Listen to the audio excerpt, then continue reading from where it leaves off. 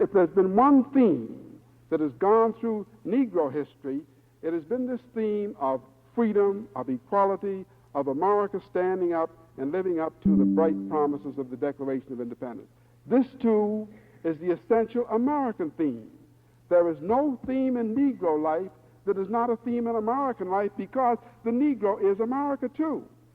He is completely integrated. Professor Benjamin American Quarles, history. distinguished historian of Negro history, speaks with students of the Detroit Public Schools in a series of talks on the Negro American. Of course, that our national motto, E pluribus unum, suggests that out of many states we form one nation, but it also suggests that out of many different racial strains, we form a new nation. We are, in essence, as Louis Adamick, a nation of nations. Now, if that be the case, we may ask, why should we spend an afternoon or 2 or 3 or 4 afternoons on the Negro? There are many other racial components. We have all brought our gifts to America, making America a composite. Why then should we direct a special attention to the Negro? Now, all groups feel that their history has not been properly emphasized, and to some extent, of course, that is true. But when we come down to the Negro, I think in no other group, you'd have to agree, have our racial beliefs about the past shaped our present conduct. So that in the case of the Negro, as in no other component group in American life, what people have thought about the Negro, what they have thought about his role in American history, has shaped their behavior toward him, their attitude toward him, their treatment of him. And hence, if that belief about the past of the Negro is distorted, it has operated to the disadvantage of the Negro, such as it has operated to the disadvantage of no other group in American life. And therefore, there is that great justification for a reassessment of our grasp of the role, historically, of the Negro American. Now, moreover, it's worth noticing something about the Negro because there is a story there to tell. Now, the story has been late in being told for 2 reasons that we may briefly mention. One is that traditionally, when we've thought about the Negro, we've thought about a problem area almost exclusively. Until very recently, if we looked in the average book in the social studies, or in the social science even, and we turn to the index and look under Negro, there we would see in parentheses it would say, see slavery, or see crime, or see delinquency, or see urban unrest, or even see violence in the streets. In other words, we would be invited to see everything except the Negro. And therefore, we would get the impression that the only time we meet the Negro in history, he is a source of problems. He is a liability in America, because the only context in which we've come across him have been those areas in which he is a source of problems. So that so much of our history has been a history of the Negro as a problem creator. And this is an image which our new perspective on Negro history is attempting to correct. Now, the other bias is simply a bias by omission. There have been many missing pages in the history of our country. One of the books, for example, that we have on the sheet is a book on the Negro cowboy. Now, until 2 or 3 years ago, we had no idea that there were Negroes in the westward movement. Who would have dreamt that there were 5,000 Negro cowboys? Who would have dreamt that there were Negro pony express riders? Who would have dreamt that Deadwood Dick, who won a great prize in 1876 on July the 4th for marksmanship, was a Negro? We just couldn't believe that Negroes were in the westward movement.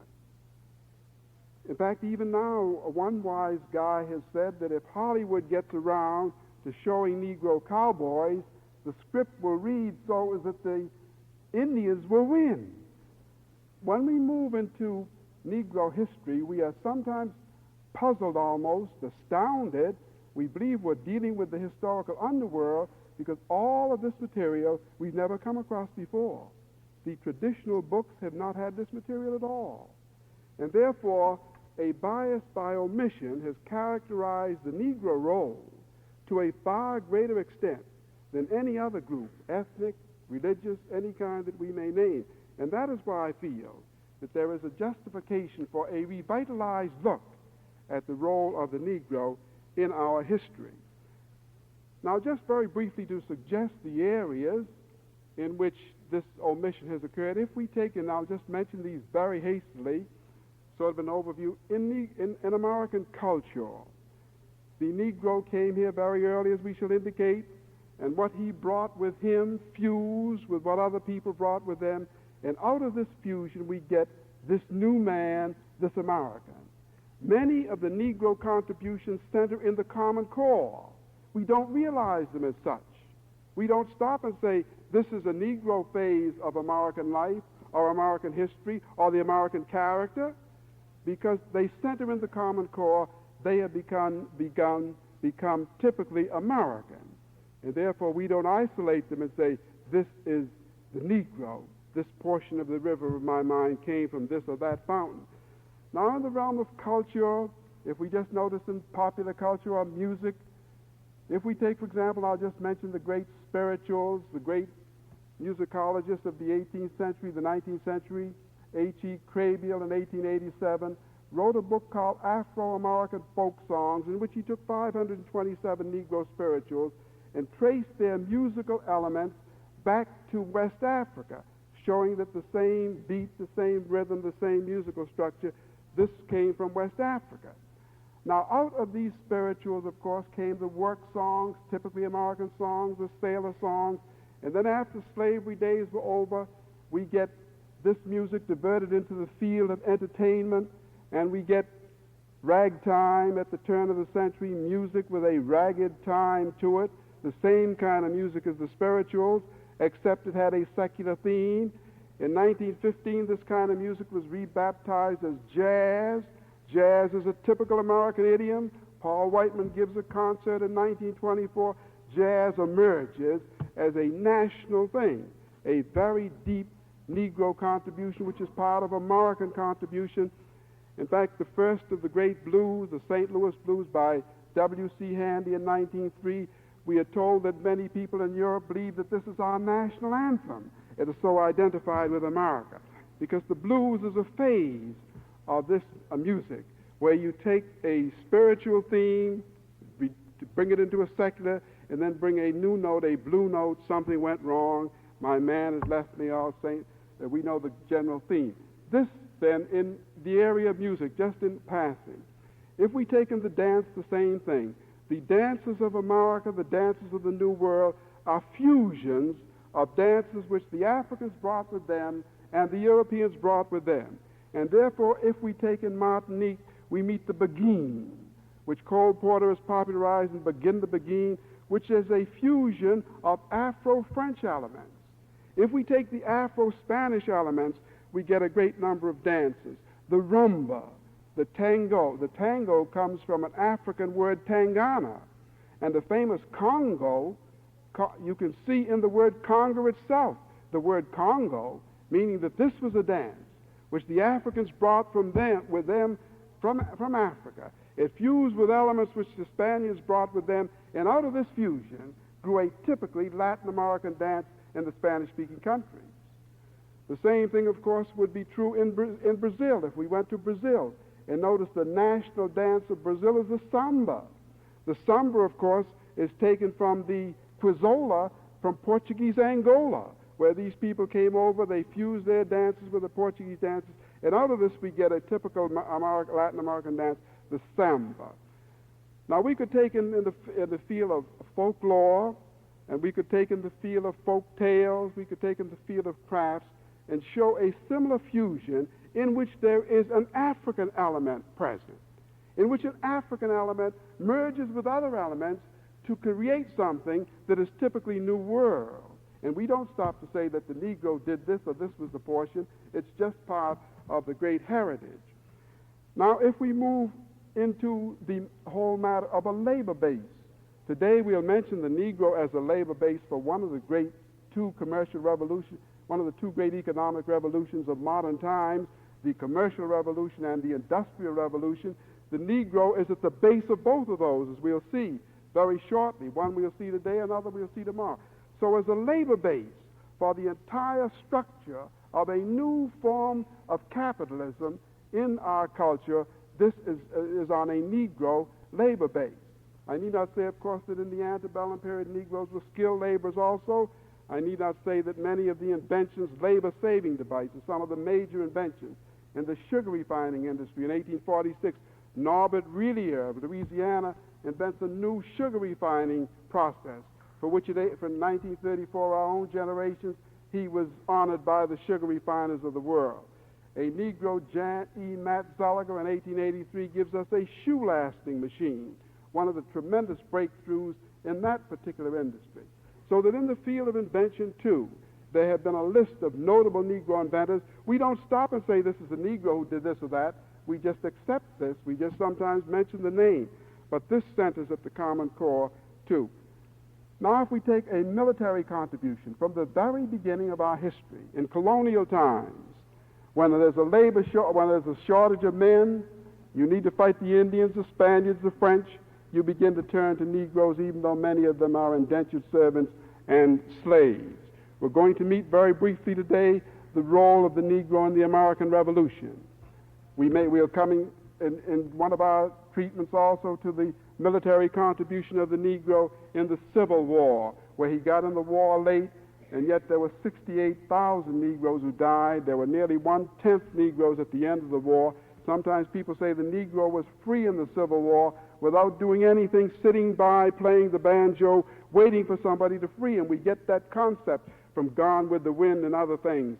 But when we look at the actual record, the military participation, 400,000 Negroes in World War I, of which 2 regiments won the Croix de Guerre, over 800,000 in World War II, and now, of course, everybody knows in Vietnam, where Negroes perhaps feel they are overrepresented and overintegrated, with 22%, 22.6 in 6 months period of all the casualties, fatalities in Vietnam have been Negroes.